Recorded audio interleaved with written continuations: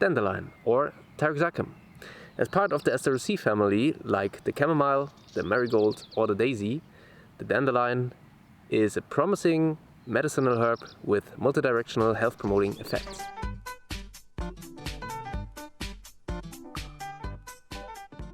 The dandelion contains significant amounts of vitamin C and beta-carotene, as well as certain kinds of minerals such as, first and foremost, calcium, potassium and iron.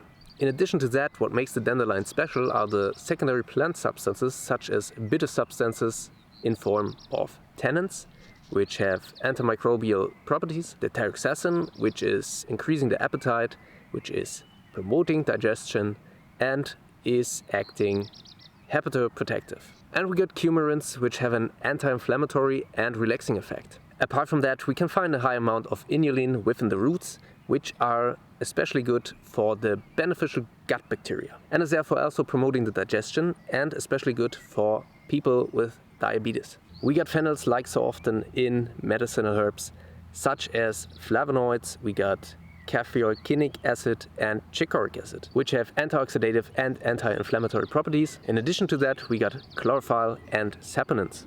Last but not least, I definitely have to mention the taraxasterol, which is high antioxidative and high anti-inflammatory. And it shows promising therapeutic potential in cancer and diabetes conditions. For the sake of completeness, I also have to mention the oxalic acid, which we can find in older parts of any kind of plant. The dandelion is one plant which is accumulating kind of a lot. And yeah, the oxalic acid can have a negative impact on the health.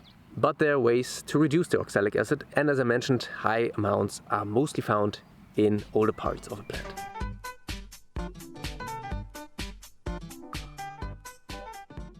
That being said, due to the substances which we can find in the dandelion as a whole is acting antioxidative and anti-inflammatory, so best to consume it preventively to stimulate the immune system. It has antimicrobial properties, especially it's working against bacteria and viruses, therefore you might apply it if you get any kind of viral or bacterial infections. You can also use it to disinfect wounds and promote the wound healing. Dandelion is acting cardioprotective, which means we can use it as a prevention of the development of diabetes, of cardiovascular diseases and hypertension. In addition to that, the dandelion is promoting metabolism and digestion. Therefore, we can apply it if we feel full, if we feel without appetite, if we feel bloated. That's definitely a field where we can apply the dandelion. Oh, and the dandelion is stimulating organs which are responsible for discharging harmful substances out of our body, such as the liver, the biliary, or the kidneys. Therefore, a nice plant to promote the detoxing of our body. Last but not least, the dandelion shows preventive and therapeutic potential in treating different kinds of cancer. Do you need more reasons to consume the dandelion on a regular basis? So let's make good use of it and try to integrate it into your life. One thing you didn't know about dandelion. Researchers have found that dandelion is accumulating a lot of caoutchouc particles caused through the abrasion of car tires and can therefore serve as a viable alternative to caoutchouc trees. One might think, wow, what a nice example of circular economy. But no, I was just kidding. I mean, not about the alternative to caoutchouc trees part. Actually, the milky juice of the dandelion naturally contains latex. This can be and is already used to produce, for example, tires.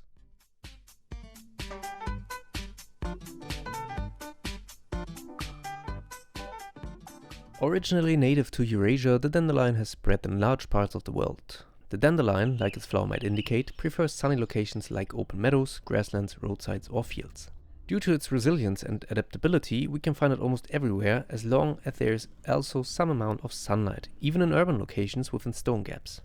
In addition to a lot of sunlight, it can find best growing conditions on nutritious and medium moist soil.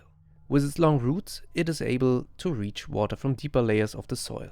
Therefore, the dandelion can cope well with a minimum of precipitation. That being said, it doesn't like totally dry or totally wet locations. The long root makes the dandelion also beneficial for the surrounding plants, since it's transporting water and nutrients to the upper soil layer.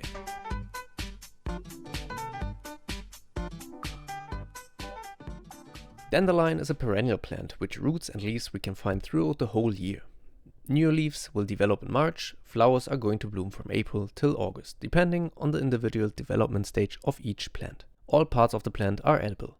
The root is going straight into the ground and can reach a size of up to 1 meter. Like a lion, the root is clinging on to the soil. If you once tried to remove a plant from your garden, you probably know what I mean. The plant is developing a leaf rosette with several leaves. The leaves are lens-shaped with notches at the sides which make the shape of the leaf look like lion teeth. This is actually where the name is originating from. On some Taraxacum plants, those teeth can be pretty distinct, on others you can barely recognize them. Each single plant can develop several stems which are hollow inside and have no outgoing leaves or twigs. Those stems transport a milky juice through the edge layer directly to the top, where we can find the green flower buds and later on the yellow flowers. Once flowers are pollinated, the specific seed head will develop. The tiny seeds are connected to a light construction which is working as a parachute. This makes it possible for the plant to spread over the huge distances. There are no poisonous dangers of confusion.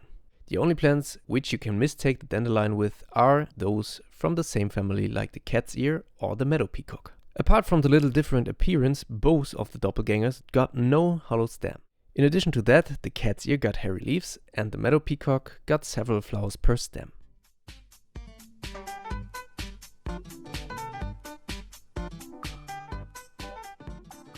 Yeah, we come to the end of this video. I hope I could inspire you to learn more about this precious medicinal herb.